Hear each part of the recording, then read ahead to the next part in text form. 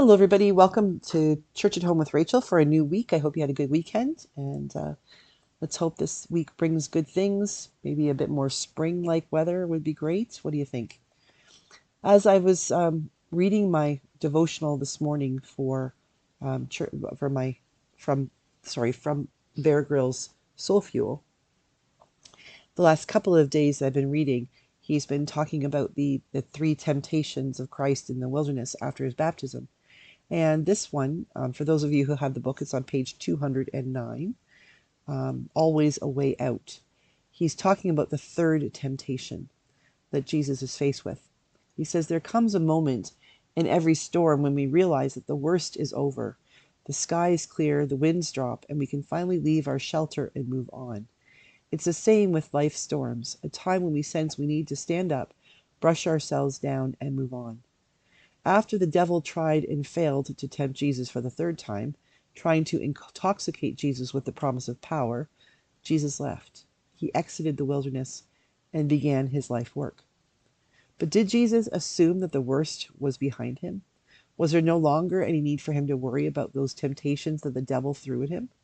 No, even Jesus, as fully human, would have known the power of temptation every day. After all, Luke says that the devil only retreated temporarily, lying in wait for another opportunity. It's taken from the Gospel of Luke, chapter 4, verse 13. And that particular wording is taken from Eugene Peterson's Message. This is why the wise person always stays alert. Know that Christ is always beside us in those moments, equipping and encouraging us to make the positive decisions that lead us toward the light and away from the dark. And he shares a passage from 1 Corinthians chapter 10, verse 13. God is faithful. He will not let you be tempted beyond what you can bear. But when you are tempted, he will also provide a way out so that you can endure it.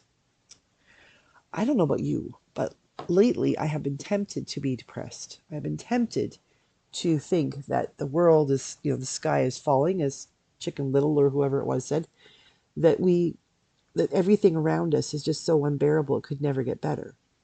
And I can only imagine that when Jesus was in the wilderness being tempted, the whole idea that the devil would actually say to him, you can have the power. All you have to do is acknowledge me.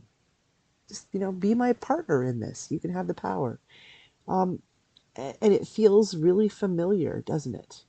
That right now there's so much emphasis on power and who can make the stock markets fluctuate and who has the ability, not the right, but the ability to say that you're fired or you're rehired or, pick your poison. It's really, really easy to fall into the trap of believing that this time of temptation, this time of being in the wilderness, especially as we are as Christians right now in the season of Lent, it's really, really hard to remember sometimes that this is not permanent, that this too shall pass.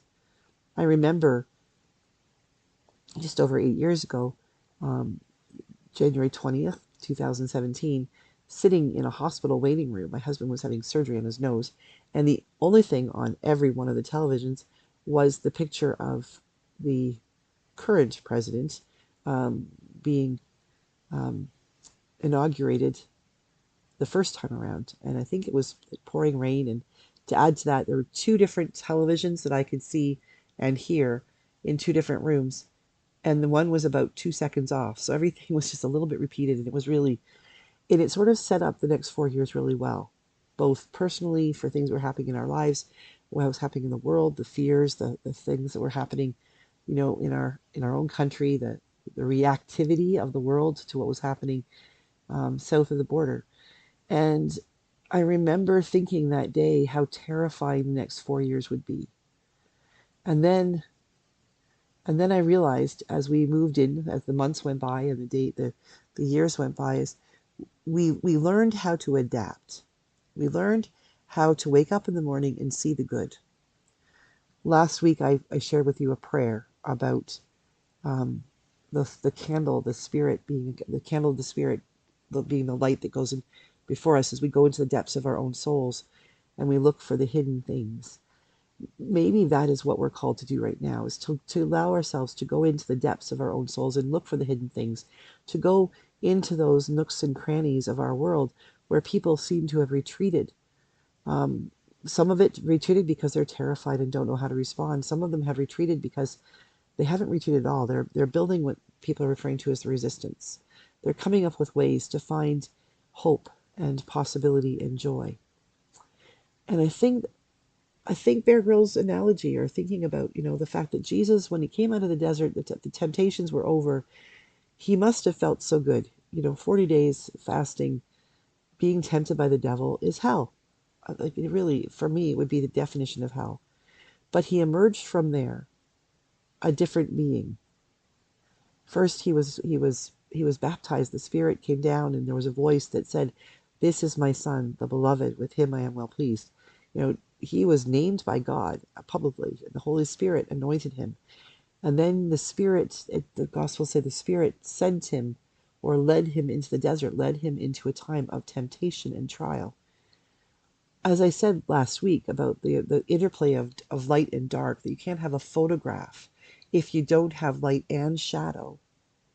The whole idea that temptations and the times that we are currently living in are the only thing. We need to overcome that. We need to remember that when things are difficult, when the devil is tempting, we need to stand firm in the light of Christ.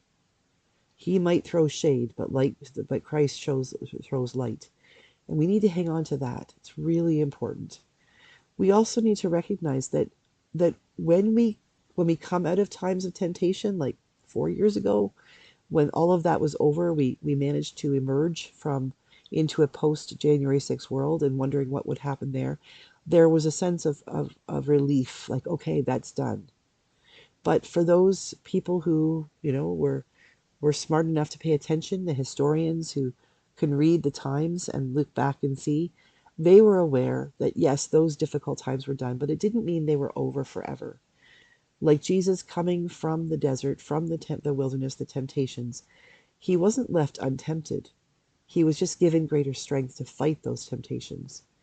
And I think that's where we need to recognize ourselves right now in the world, in politics, and the way we live our lives, with our families, with our children, with our jobs, within our own spiritual lives. We need to know that those times in our own lives when we have felt tempted, when we have felt like we were out there in the wilderness alone, fending for ourselves and wondering, where the hell is God in all this? We emerged. And if you're in the middle of that right now, please trust me when I say you will emerge. There will come a time when you can look back and say, oh yeah, that was tough, but now it's better. Truth is, though, that all of the tough things we ever deal with, the temptations, the losing our jobs, the breaking up of families, the loss of a loved one, these things never go away from us. They make up the fabric of who we are, but they also give us strength and the encouragement and the ability to adapt and to learn from what we've been through before, so that we can tackle the next big things that come. We're in the middle of a big thing. We'll get through it. But it doesn't mean that we'll never be in the middle of a big thing again. The key is we have to take this time as an opportunity to learn how to deal with the big things, the tough things, the really scary things. Always trusting that, like that poem from last week, we carry the candle that is the Spirit, the light that is the Spirit before us. And wherever that Spirit goes, wherever that light is, it cannot be overcome by the darkness. The light itself overcomes the darkness. So that's what we need to hold on to right now. Allow the light that is the Spirit, allow the light that is Christ in our lives, even when it feels like it's going to be overwhelmed. Allow it to go before us, to precede us, because it will not be overcome by the darkness. The only time the darkness will overcome it is if we blow that light out. So don't blow the light out. Let it shine and make it through this difficult time, because at the other side, we will be that much stronger and ready for whatever comes next. Have a great day. Look forward to being with you this week, and God bless you all.